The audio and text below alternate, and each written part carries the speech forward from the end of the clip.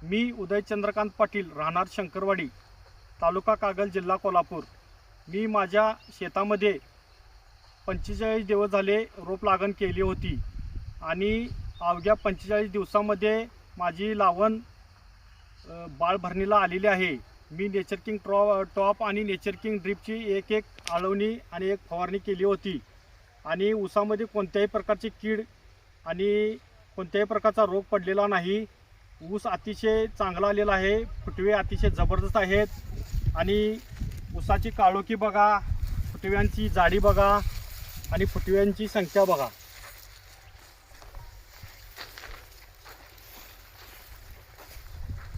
मी आता फुटवे तुम्हाला मापून दाखवत आहे।